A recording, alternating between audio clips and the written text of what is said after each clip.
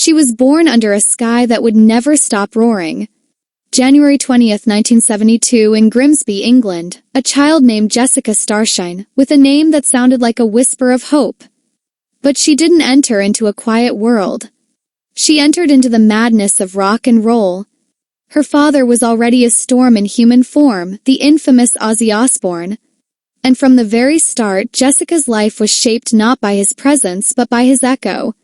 What people don't know, what was never aired on the Osbournes or captured in backstage photos, is how deeply Jessica longed to be seen by the man who could command a crowd of 80,000 but often failed to remember her birthday. She was 3 when her father came home smelling of whiskey and stage fog. She reached out to him, clutching the sleeve of his leather jacket, and asked if he'd stay for dinner. Ozzy kissed her forehead and mumbled something indecipherable before passing out on the couch. She watched him sleep the whole night, thinking maybe tomorrow. But tomorrow was another tour, another plane, another missed goodbye. Jessica's mother, Thelma, tried to explain. "Your father is a busy man," she'd say, brushing Jessica's long hair. But even at 5 years old, Jessica understood. He wasn't busy, he was just gone. When her parents finally divorced in 1982, Jessica didn't cry. She sat in silence on the staircase while her mother packed up old albums and love letters.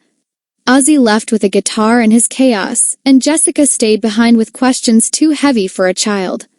She once told a schoolmate, "My dad's famous, but not for being a dad."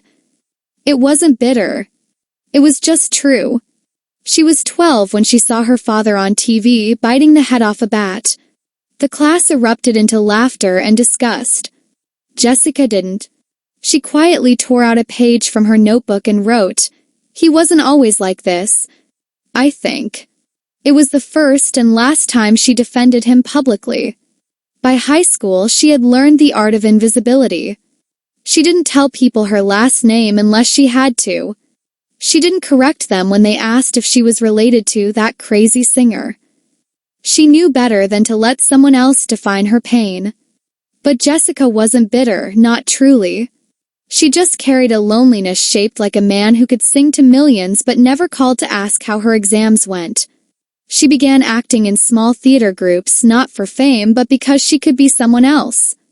On stage, she could cry and scream and be noticed.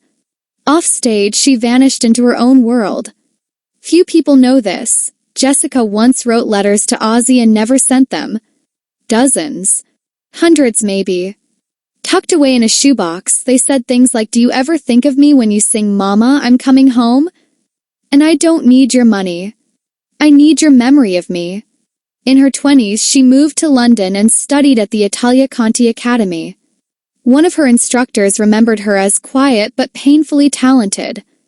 Another said she had eyes like someone who'd already lived 3 lives. She didn't name drop. She didn't wear the Osbourne badge like a trophy. She worked night shifts, took the tube home at 2 a.m. and never complained. Her father remarried. He had 3 more children, Amy, Kelly, and Jack. Jessica saw the tabloids, the red carpets, the reality show. She watched as the world fell in love with the family she was not part of. She watched Kelly cry on TV and Jack go to rehab, and she thought they're hurting too. But at least they were invited. Jessica never once appeared on the Osbournes. She was not cut from the show.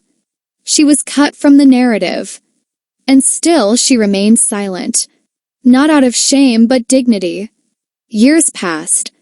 Jessica married Ben Hobbs, a kind, steady man who didn't care whose daughter she was. They had 3 children, Isabel, Kitty, and Harry. She named Kitty after a stray cat she used to talk to as a girl when she felt no one else would listen.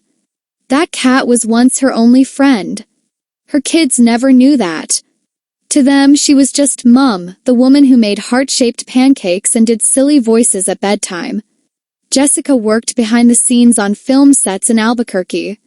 She did payroll, managed accounts, even helped young actors memorize lines. They didn't know her history. She didn't tell them. Not because she was hiding, but because she had outgrown needing anyone to know.